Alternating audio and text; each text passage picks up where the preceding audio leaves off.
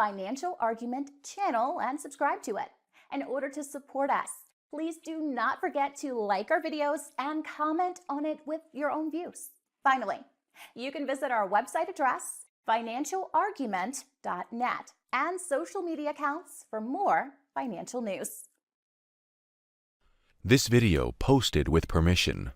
The financial and political opinions expressed in this video are not necessarily of Financial Argument or its staff. Opinions expressed in this video do not constitute personalized investment advice and should not be relied on for making investment decisions. Now, we've been following the economy for quite a while, since 2008, where we were looking at retail, housing, we were looking at all the manipulated numbers, and we're doing this for a reason. It wasn't to say, oh, the collapse was coming tomorrow. We never really put a timestamp on anything.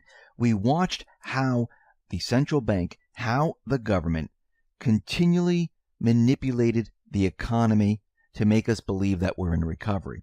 Now, throughout the Obama regime, they were manipulating like crazy. Now, we were showing retail, housing, and many other things, how they were slowly declining. Retail was declining quite quickly, especially during the holiday season. Now, of course, the mainstream media, they were using the excuse that it was weather. Oh, it was bad weather, it was rainy, it was snowy. And what happened was retail continually declined during nice weather. So that story didn't fit anymore. So then they had to move to online sales. Amazon is taking away all sales. Now remember, all these retailers, they have an online presence. And even the stores who have an online presence, very easy to use, they still couldn't make it. And it wasn't that, oh, you know what, we're going to shut down all brick and mortar and we're just going to have online sales, an online presence. No, what happened was they went completely bankrupt because their model didn't work. What was their model? Their model was to sell to people. Guess what happened? The people, they didn't have jobs, or they got fired from their high-paying jobs and they had to take on part-time jobs. Wages were not moving up, but the value of the dollar continually declined. And now they're out there complaining, Walmart, Target, Gap, Best Buy, and many others, saying that if these tariffs take effect, we're going to start losing a lot more sales. No, what they're doing is they're projecting, letting you know they're going to be losing sales, no matter if the tariffs were there or not. It didn't make a difference because it happened year after year. And what's happening right now is the entire system is imploding. People don't have the jobs. What Trump is doing right now, he's manipulating the numbers to make everyone believe the economy is doing a lot better than it is, and it's being done on purpose. This way they can't blame him and those in his administration for bringing down the economy. Now, these retailers have been having the same exact problem for a very long time. I mean, Target closed all their stores in Canada. Walmart closed many of their stores. Best Buy is getting rid of their tiny stores, and sales have been dropping. They haven't been all going to Amazon. If that was the case, they'd be multi-trillion-dollar business right now, because this is a trillion-dollar industry.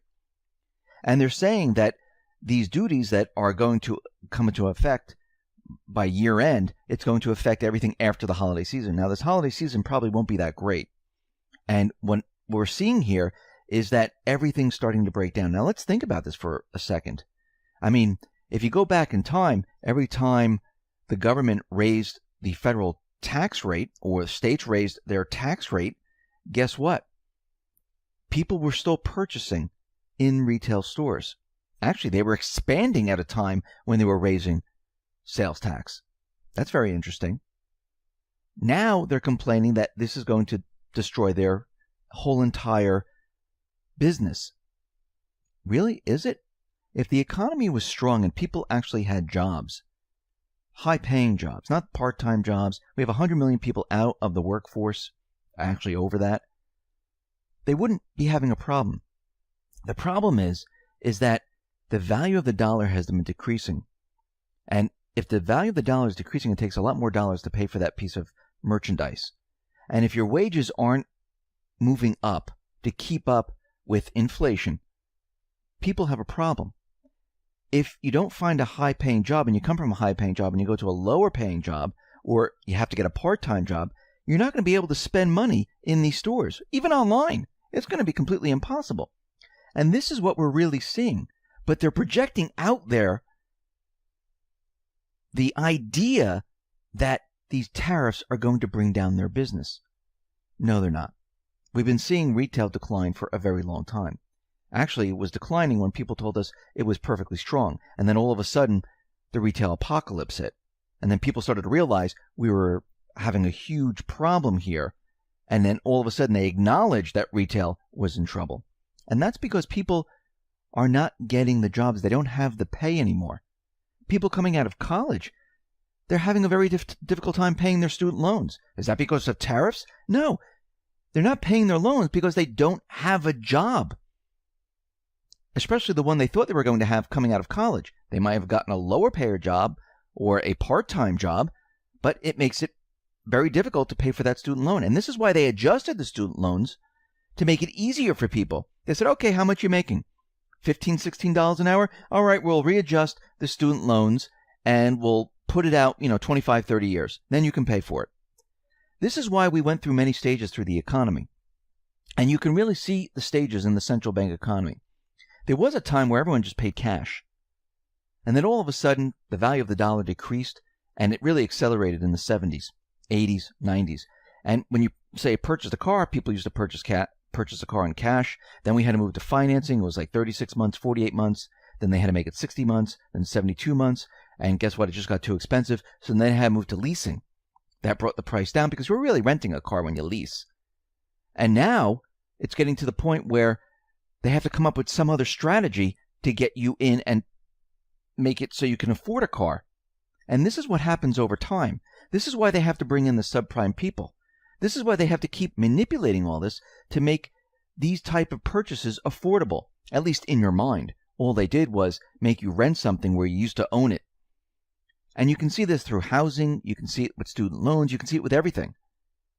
But what we're watching right now is the destruction of the economy. Forget about the statistical numbers. We have to talk reality now. I mean, you can change anything. You can take, the GDP numbers like Trump did and offset them by $1 trillion and make it look fantastic. Does that mean the economy is really doing better? No. We're seeing the housing market. Well, it looks like we're heading towards another crisis. For several years, the housing market has been one of the bright spots of the U.S. economy. That's because they manipulated the housing market. They pumped up the bubbles. Home prices, especially in the hottest markets on the East and West Coast, have been soaring. But now that has completely changed. And some sellers are cutting prices at a pace that we have not seen since the last recession.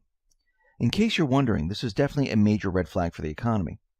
And when we look at the home prices, we see that they are dropping. Now, according to Redfin, more than 1 out of every 4 homes for sale in America had a price drop within the most recent 4-week period. Of course, the reason why prices are being dropped is because homes are not selling. The supply of homes available for sale is shooting up. And that is good news for buyers, but bad news for sellers. This happened back in 2008. A lot of people were putting the houses on the market. But guess what? The prices were too high. They started to come down. People started to pull all their houses off the market. Then we had a shortage of houses. But people didn't want to buy the houses because they saw the prices coming down. So they waited until they reached a certain level where they thought they were going to be comfortable. But people continually pulled their houses off the market. This is what's going to happen right now. And we're starting to see prices come down. And they're going to come down quite quickly. Because the whole thing was pumped up and it was a gigantic bubble. And Bank of America, they're out there calling it. They're saying this is the peak in home sales. It has been reached. So that means we're going to be heading to the downside in homes. And we're already seeing it, just like we saw it in retail. Now remember, Trump is out there and he's manipulating the economy to make everyone believe the economy is doing well. He's actually using the deep state, the central bank tools against them. Because they really can't come out and say, hey, you're manipulating the economy. You changed GDP. You're changing unemployment. We know what you're doing. They can't come out and say that because Obama did this. The president before him did this. And the president before him did this. And they can't come out and say you're manipulating something because all he has to do is say, hey, I'm using the same calculation as Obama. So if I'm manipulating it, then he manipulated it. And they don't want to do this. And this is why he's able to manipulate it in a certain way where the mainstream media, they can't do anything about it.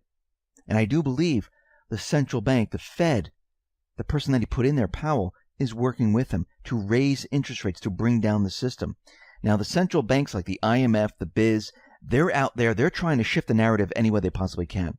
And this is what they always do. They always point the finger at somebody else. I mean, the BIS started out saying cryptocurrencies isn't money. Look away from there. The BIS came out and said, hey, countries are taking on too much debt. And of course they were taking on too much debt. This is a central bank system. Their system is based on debt. But what they do is they point the finger someplace else, saying it's because of the countries. Oh, it's because of businesses. Oh, it's because of what they did on Wall Street. No, this is a central bank system. It's going to crash no matter what. The BIS is out there, the IMF is out there, and they're pointing the finger at all different places. Actually, the BIS is out there, and this is the Bank of International Settlement. This is the bank of all banks.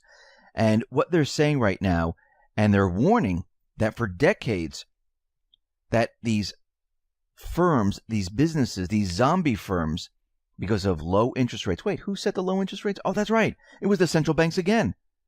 They're saying that these zombie firms, they're rising to all-time highs since the 80s, threatening economic growth and preventing interest rates from rising. That's why they can't get the interest rates where they want them. It's because of these zombie firms. Well, they lowered their rates. Actually, Europe, they're in the negative territory. Here in the United States, they continually lowered them. They're bringing them up now, and that's for a whole different reason. But what we're seeing right now is the central banks, they are trying to shift the narrative. Remember, their whole entire plan was to have some type of an event so they can blame all of this on that event. And it was going to be war. This way they can say, oh, you have to sacrifice, you have to tighten your belt, we're not getting the food, credit's freezing up, and this is because of war. Everything has moved towards war production. This is why we're not seeing this. This is why governments have to borrow a lot more money, but they don't have that now, and they're in trouble. And what they're trying to do is they're trying to gain the narrative, and it's becoming more and more difficult as they try to do this, because what we're seeing is countries are starting to move away from the private Western central bank system. And we can see the call is out there, and this is from Russia, saying all countries should be using their national currencies. We see BRICS, they're attacking the World Trade Organization, just like Trump is. They want amendments. They want to change it, just like Trump has changed the NAFTA agreement, have gotten rid of the TPP agreement. Anything that's attached to globalist or central bank system, which is centralized, they are removing it now. And the central banks, they're worried. They've come out with warnings that, the rise of what Trump is doing is going to worsen the global economy. No, it's going to make it very difficult for the central bank to keep their narrative, and they're going to lose control of the global system because it's being ripped apart. It's being decentralized. That's what's happening right now. And the central banks, they're trying to do whatever they possibly can to hold on to their narrative, and it's falling apart. And pretty soon, everyone's going to be pointing the finger at them. They're going to be blamed for this entire system coming down. People are going to learn the truth. And people are going to be shocked at what these central bank establishments have done to the world. Listen, everyone, thanks a lot for listening. Be well, be safe, and especially be prepared. Thanks a lot.